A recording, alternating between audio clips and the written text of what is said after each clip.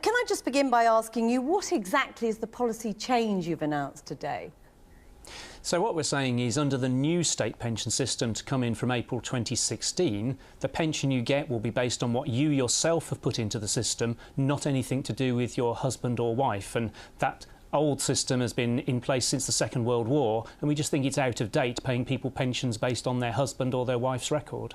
But, I mean, you yourself have chosen to focus on people living abroad.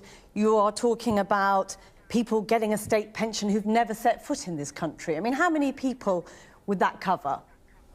So of the more than 200,000 pensions that we pay outside the UK to people based on a spouse, generally a husband's record, more than half of those people have no national insurance record at all. In other words, the whole pension is to do with their spouse. But they may well be British, though, mightn't they? The whole point of this pension is that it is based on your spouse's contributions. So it doesn't matter that they haven't had any contributions. It would be exceptionally unlikely for most of them to be British, in the sense that if you've spent time in Britain, if you've worked or brought up a family or cared or, you know, been unemployed, all of those things give you rights under the pension system. But many of these folk have got no rights at all in their own right. And we're simply saying, I think people would be astonished to know you can get a British pension for 20 or 25 years without ever contributed to the system, but British or foreign. But that is the point of this particular pension, isn't it? That it is based on your spouse's contributions. So it may well be that these people are people who've retired to Spain after their husband or wife has worked for 40 years here. But the question is, what have they themselves been doing all their life? If they've been, for example, contributing to the British system, they will get their own pension in their own right. The folk we're talking about don't have those pensions in their own right, so we don't know their nationality. Some will be British, some won't be. What we're saying is a fair and sensible... But you have focused on nationality in a way by talking about these are people who have never stepped foot into Britain. You have put the focus on those people. Why have you done that?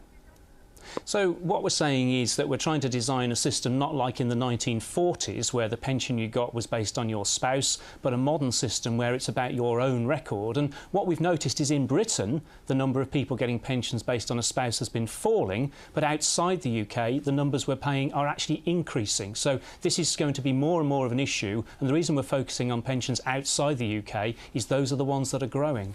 You see, critics would say that the reason you're focusing on this very small subset of people who claim this married person's allowance, who live abroad, is because you are chasing the tail of Ukip. You are trying to win back some of the votes you lost last week. Well, I think if we could write a pensions bill in 2 days, that might be true. But we've been working on these plans for several years, green papers, white papers, you're putting draft on it bills. Today, isn't it? Because fundamentally, this is about a change that will affect possibly millions of people living here in Britain. But you have chosen to focus this on a small group of people who, as you put it, have never set foot in Britain. That's a very different tone, isn't it? And part of the reason for that is that we've spoken at some length about how the new system will be fairer for women, fairer for the self-employed, better for the low-paid. And the aspect of it that we haven't really talked about is the way that it will be about individuals, not couples. So we're illustrating another good feature of the new system with reference to the fact we're paying pensions to folk who've never put into the system, and we think that's one of the reasons why the new system will be fairer. But as I say, the focus already has been on this very small subset of people. Isn't this rather a cheap attempt to win votes from this idea we're tackling foreigners who are getting something for nothing? Well, you say very, very small. I mean, we're talking over 200,000 people and rising. We're talking 400... But it's not 200,000 people that you know factually have never stepped into this country, is it? Well, as I say, over half of those have no national insurance record at all. And given that you can get a national insurance record from just working for 1 year, it means that many of these people have very little contact with the country. And we are talking over £400 million, so it's not a trivial amount of money. And at a time when money is tight, we want to focus that money on people who've put cash into the British system. But what you're not focusing on are the millions of people, possibly around 2 million people who here will lose out as a result of this change.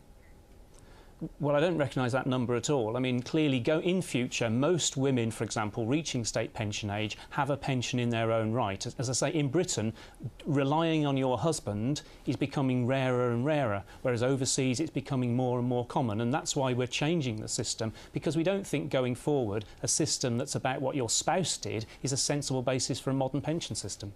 But to that point, this change was going to come anyway. Why have you decided to focus it in this way, in terms of the way that you have talked about it?